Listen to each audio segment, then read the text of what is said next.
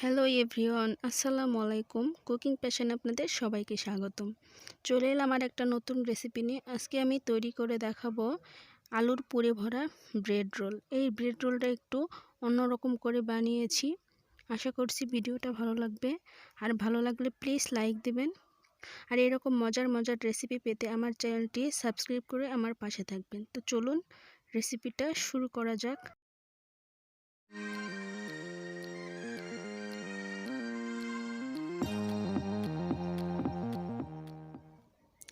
এখানে আমি কয়েক পিস পাউরুটি নিয়েছি আলু সিদ্ধ, কাঁচামরিচ কুচি, পেঁয়াজ কুচি, ধনেপাতা কুচি, লবণ, নিয়েছি কর্নফ্লাওয়ার, বেসন আর সামান্য জিরে গুঁড়ো করে নিয়েছি। আমি একটা বাটিতে আলুগুলো ভেঙে ম্যাশ করে নেব। ম্যাশ করা হয়ে গেছে। আমি আর একটা বাটিতে ঢেলে নিচ্ছি মাখানোর জন্য। দিয়ে দিচ্ছি কাঁচামরিচ কুচি, তারপর দিয়ে দেব পেঁয়াজ কুচি,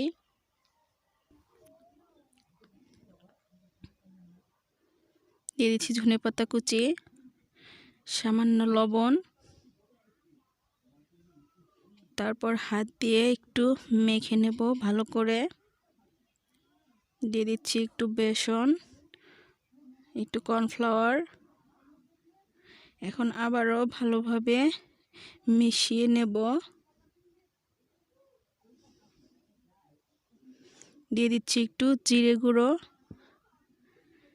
এখন সবগুলো ভালোভাবে মেখে নেব হাত দিয়ে। আমার মাখা হয়ে গেছে। এখন পাউরুটিগুলোর সাইড দিয়ে যে অংশগুলো আছে সেগুলো চাকুর সাহায্যে কেটে নিচ্ছি। এই অংশগুলো আমি ফেলবো না, এগুলো ভেজে আমি ব্রেড ক্রাম্ব তৈরি করে নেব। আমি আর একটা কেটে নিচ্ছি।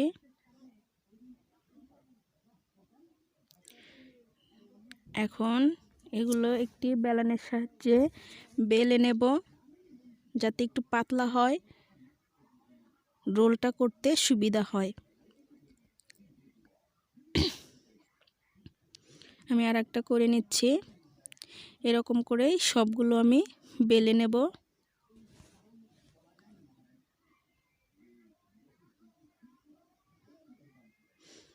এখন একটা ব্যাটার তৈরি করব।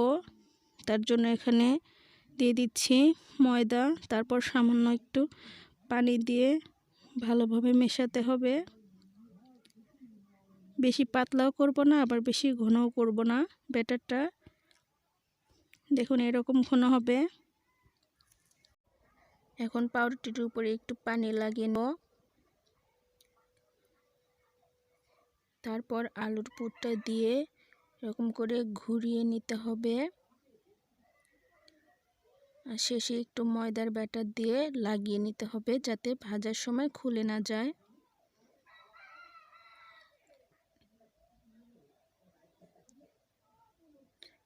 আমি আর একটা বানিয়ে দেখাচ্ছি আপনাদের।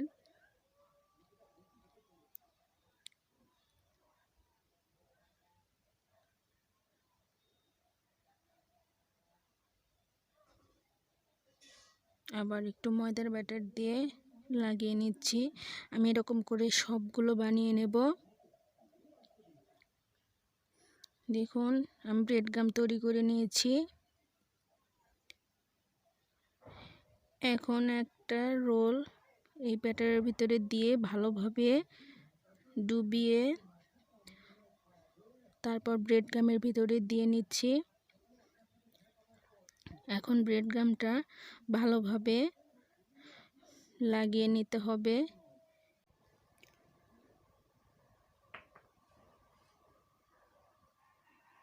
একটু ঝাঁকিয়ে নিচ্ছি, তারপর হাত দিয়ে চেপে চেপে একটুখানি এরকমভাবে শেপ দিয়ে নিতে হবে।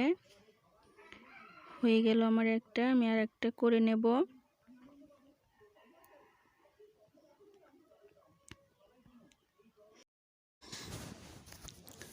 ভালোভাবে লাগিয়ে নিতে হবে ব্রেড ক্রাম্বগুলো। হাত দিয়ে চেপে চেপে লাগাতে হবে, যাতে ব্যাটারের সাথে ব্রেড ক্রাম্বগুলো ভালোভাবে লেগে যায়। আর এরকম করেই সবগুলো আমি বানিয়ে নেব।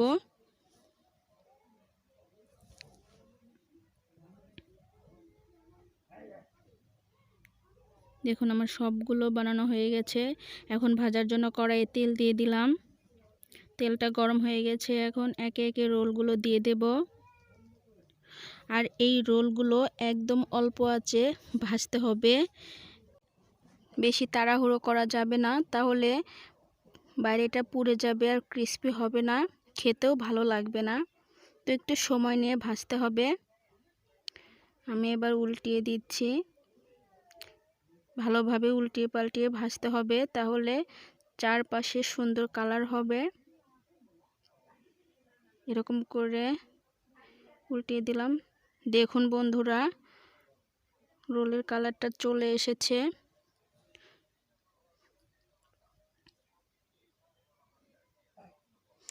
এখন আমি একটা ছাঁকনির সাহায্যে এগুলো নামিয়ে নিচ্ছি। আমি এরকম করে সবগুলো রোল ভেজে নেব।